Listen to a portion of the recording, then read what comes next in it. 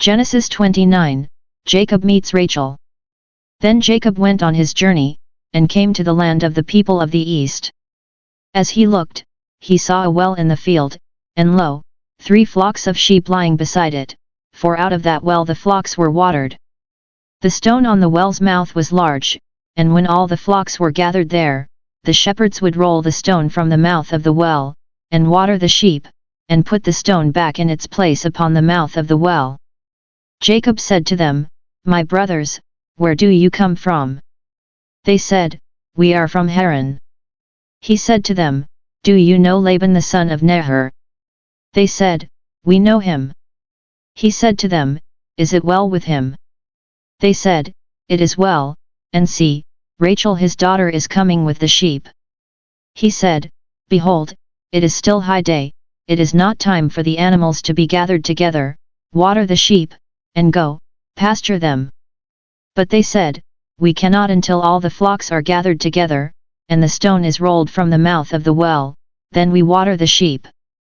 While he was still speaking with them, Rachel came with her father's sheep, for she kept them. Now when Jacob saw Rachel the daughter of Laban his mother's brother, and the sheep of Laban his mother's brother, Jacob went up and rolled the stone from the well's mouth, and watered the flock of Laban his mother's brother. Then Jacob kissed Rachel, and wept aloud. And Jacob told Rachel that he was her father's kinsman, and that he was Rebekah's son, and she ran and told her father.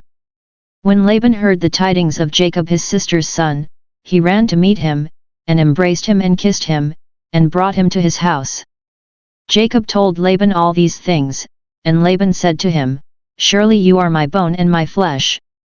And he stayed with him a month. Jacob marries Laban's daughters. Then Laban said to Jacob, "Because you are my kinsman, should you therefore serve me for nothing?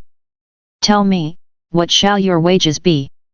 Now Laban had 2 daughters, the name of the older was Leah, and the name of the younger was Rachel.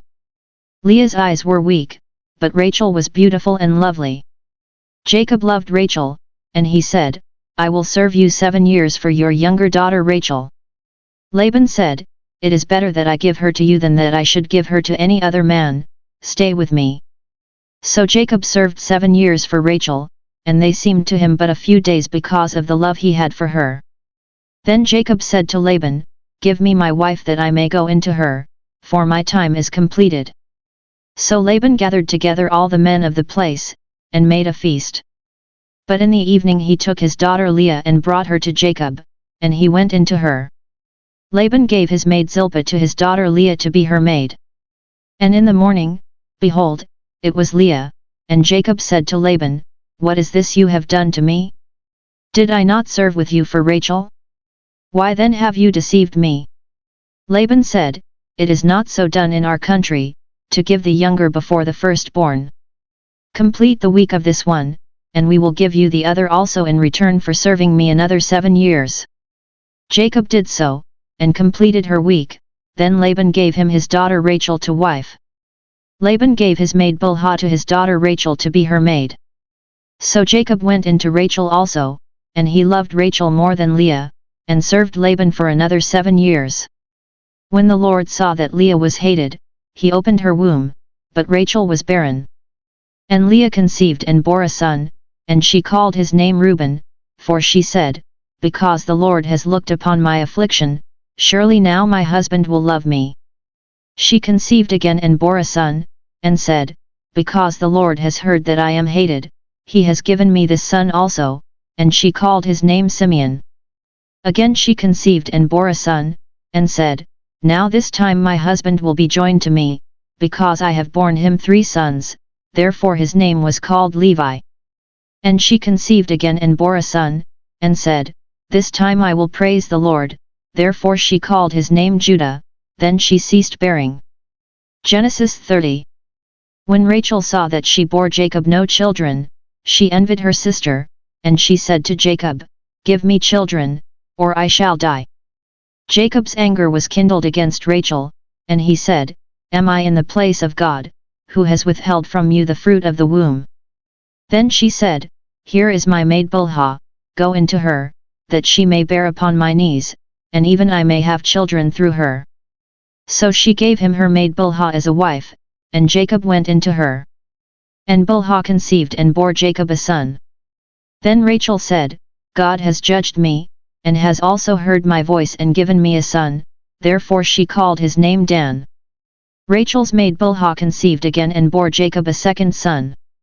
Then Rachel said, with mighty wrestlings I have wrestled with my sister, and have prevailed, so she called his name Naphtali.